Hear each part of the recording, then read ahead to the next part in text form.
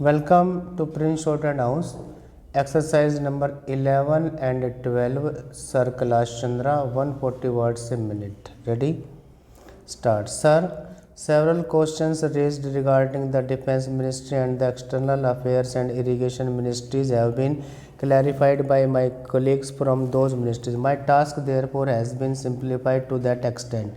Before I go to the questions financial and economic raised by several honorable members, I should like to clarify one or two points which are more administrative than economic or financial. One of them was raised by my honorable friend. He raised the question about the recruitment by the Assistant Superintendent Departmental Competitive Examination and particularly about the examination held in 2010. He said that about rupees 6 crores were spent for the 2010 examination and later it was declared that no vacancies were available. He therefore suggested that a definite procedure should be there and the examination should be held according to the vacancies declared in advance, and all persons who have qualified in that examination should be eligible for promotion or for appointment. Sir, I do not know whether the honorable member knows how these vacancies are filled. He probably refers to the section officers grade in the Central Secret Service. This is filled 50% by direct recruitment and 25% by departmental competitive examination open to the assistants, that is the next lower grade, and the rest 25% by promotion of the assistants on the basis of seniority subject to fitness. The examination therefore that he was referring to was a departmental competitive examination for filling 25% of the vacancies. It takes about 1 year for the Union Public Service Commission to declare the results of the examination from the time they take up the question of the examination. It is therefore possible to declare the number of vacancies to be filled in from the very beginning. To declare them just when the results are out is most realistic, and that is what is done. Sir, if the examination is treated as qualifying examination, the number of persons who will thus become eligible for appointment will be quite unrelated to the number of vacancies to be filled in, and then the very situation which the honorable member wishes to avoid would arise. It would not then be possible to hold any of the examinations at regular intervals, and promotions against the quota would become very fitful. The honorable member who suggested that the rules be recruitment and promotion etc. should be uniform for all ministries whether participating in the Central Secretariat Service scheme or not. It must be, and this is so except for the Ministry of External Affairs and the Railways. These have different rules, but these rules are very much similar and there is not much difference. But because these persons are recruited for different purposes and by different agencies, they are separate. Therefore, his purpose in saying that there should be uniformity in almost carried out. The only difference is that the Ministry of Home Affairs does not control the services in these two ministries. Then, sir, questions were raised about backward areas and the backward states and also about the city of Kolkata. If the budget is properly scrutinized, it would be found that assistance is provided for the states, particularly the backward states, and the Finance Commission, which assesses the overall requirements of the states, takes this into consideration and makes its recommendations, which are carried out every time the Finance Commission's recommendations are received, and they are received periodically according to the Constitution. Sir, I would like to give the total amount paid to the states on this account.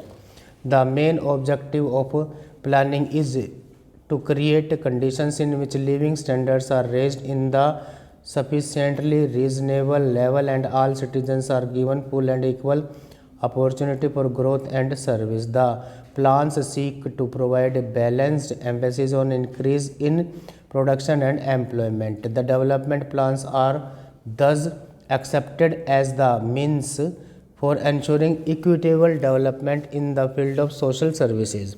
There is no reason to suppose that the needs of the less fortunate or prosperous states are being neglected.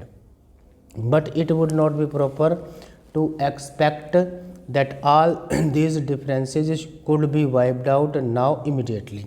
It must be seen whether we are going towards that very end or not. We are deliberately going towards that end, and we hope and trust that in course of time these inequalities would be wiped out. If not completely wiped out, at any rate they would be lessened.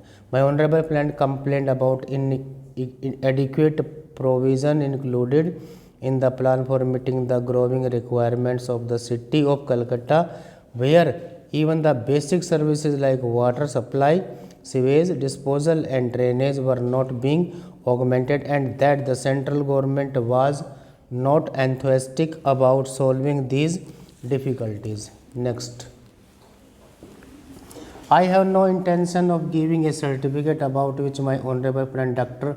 Krishna Swami was talking some time ago, since anything like a certificate being given by any member of the business community is likely to be misunderstood. But the fact remains that impartial observers both here and abroad have testified to the soundness and stability of our finances, which have successfully withstood severe stresses and strains of the changing economic factors, both national and international, and for this the fullest possible credit is due to the wise handling of the situation by our present finance minister. There have been criticisms on both sides. Some have described the budget as pro-big business, as something which has brought about a boom in the stock exchange, and as something which has brought about satisfaction in the business circles. The fact is that if there has been any satisfaction, it has been due purely to negative features of the budget, and not because any positive relief in any direction has been given to business or industry. It is true that there were certain fears in the minds of the business community that, in view of the expanding and growing needs of the center, the finance minister might resort to certain further additional taxation, and since those fears were not realized, there has been some slight recovery in certain stock exchanges, but that does not in the least means that whatever relief and legitimate relief was due to the business and industrial community has received any adequate response from the finance minister. We have got to face the fact that we are at present engaged in the process of a development. People who talk about UK and USA conveniently forget that these are the most highly industrialized countries in the world, and our taxation system, so long as we are engaged in expanding and building our economy, must be adjusted and linked with the requirements of the expanding economy, and should not be compared with the high taxation levels that may be relevant in UK and USA. Friends have talked about unemployment, but whether the raising of the direct taxation levels will in any way mitigate unemployment is a question that should be considered. If the finance minister gives substantial relief in direct taxation, I think that might lead to an acceleration in the pace of development. So, it has to be considered whether it is relief in taxation which will lead to reduction of unemployment, or whether it is raising of taxation to the utmost levels which will dry up the resources and channels of capital formation, and thereby not only retard all further development but might also throw the functioning of present industries out of gear.